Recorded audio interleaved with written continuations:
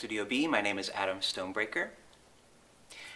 This video is about back care. And before we start getting into a practice, I just wanted to show you or introduce you to my skeleton, my friend here. Call him Stan. And he's not in great shape. He's been used a lot, but he's a good teacher. So we'll see what he can show us today. So here's your spine right here.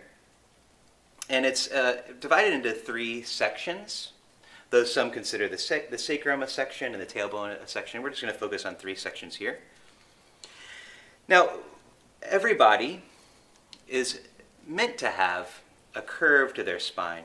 And so as you can see here, the neck has a curve, and then there's a backward curve of the thoracic, which is where the ribs are connected. And then down here, we have another curve where the lumbar is. This curve is a really intelligent design. For one, it acts as a spring.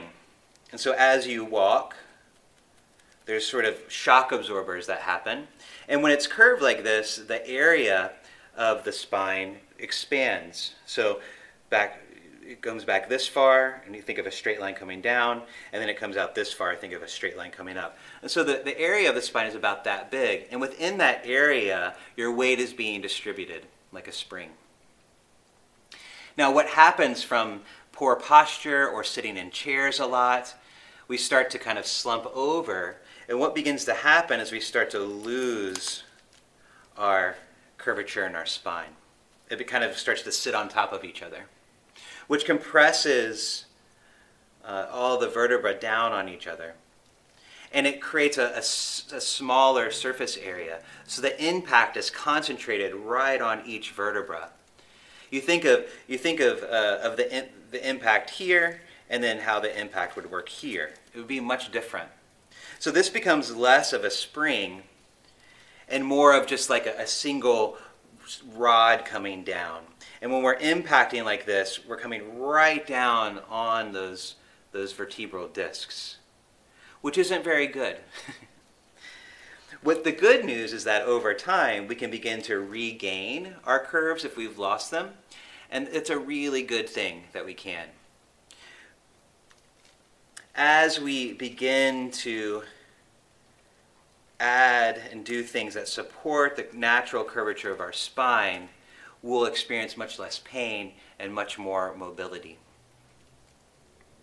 So I just wanted to show you a few poses that you can do to begin to add more suppleness and less rigidity and start to support those natural curves of the spine.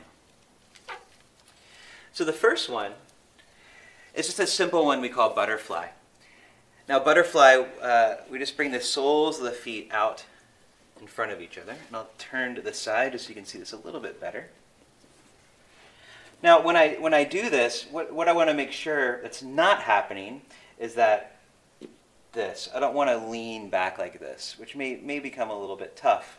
So something I can do is take a block or some sort of support, even a blanket or a pillow, and just sit up a little bit higher. What that's going to do is tilt my pelvis forward, and so I'll feel those natural curves happening.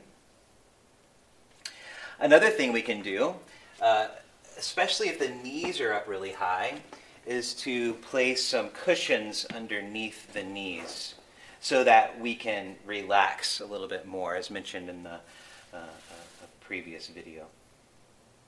So from here, what I want to do is begin to just fold forward. And so I lead with my heart out, as I begin to tilt forward, and then gradually start to round out, over, and then down. Now, when I do this, what's happening is rather than this compression on the spine that happens, I'm folding forward, and I'm actually starting to pull the vertebra apart, which is creating a little bit more space between the vertebra, which allows for the fluid to flow in and out of the discs a little bit more. This creates a more fluid environment, a more supple environment, and a less rigid environment. When things are rigid, they're more likely to break. When things are fluid, they're much more malleable and much more resilient. So this is a really good posture to do if set up properly. And we usually hold this for 2 to 3 to 5 minutes, depending on what works for you.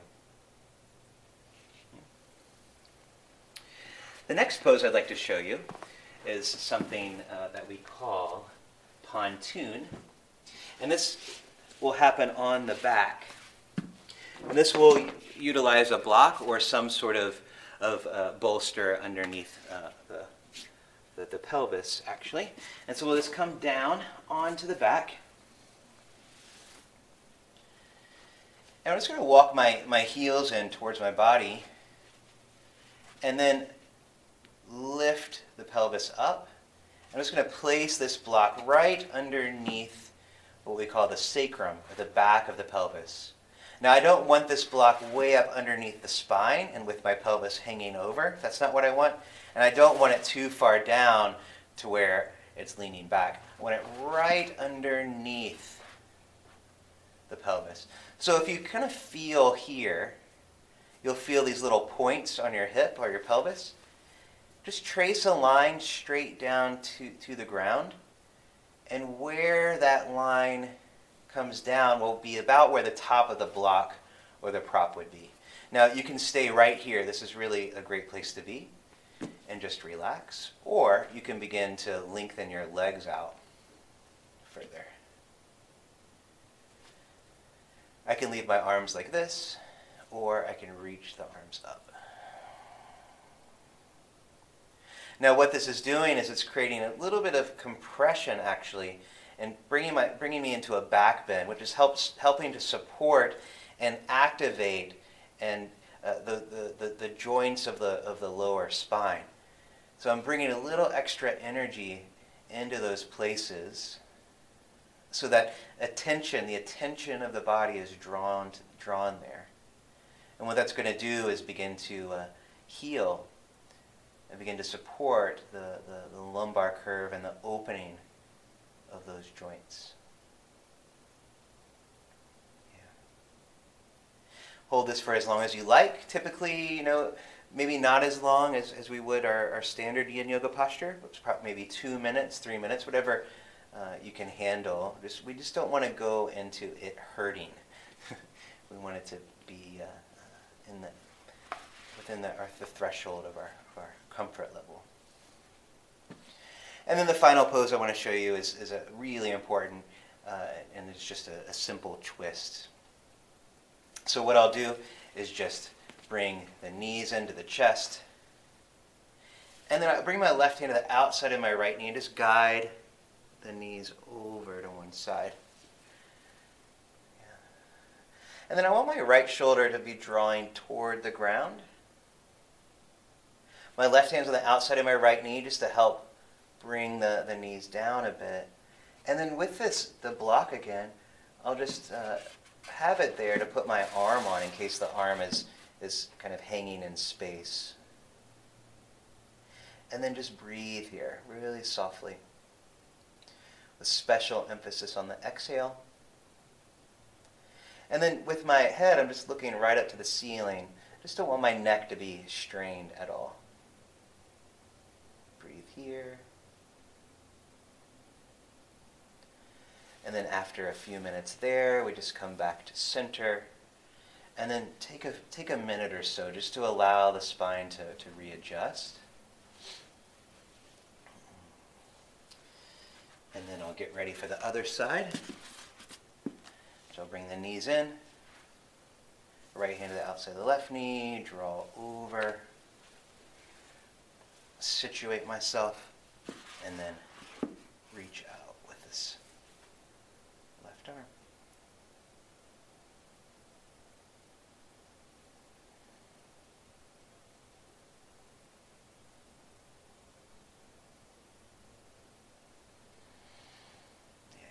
Ready to come out, I come back to center, pause, and just a neutral shape like this, or you could lengthen all the way out.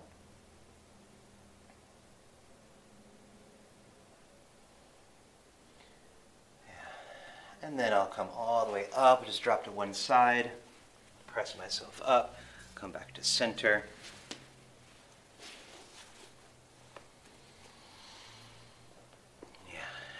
And just pause and feel.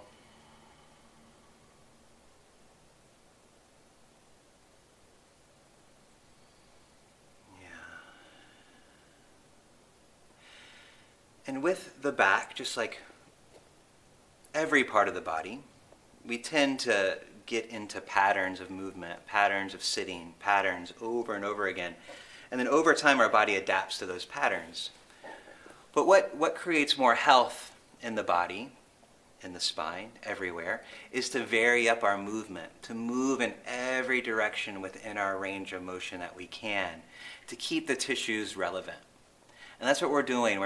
We're getting into these deeper tissues that have gotten used to a particular pattern. We're switching it up a little bit more to create more suppleness, more fluidity in those places. And the likelihood of injury goes down and down and down the more we move our body.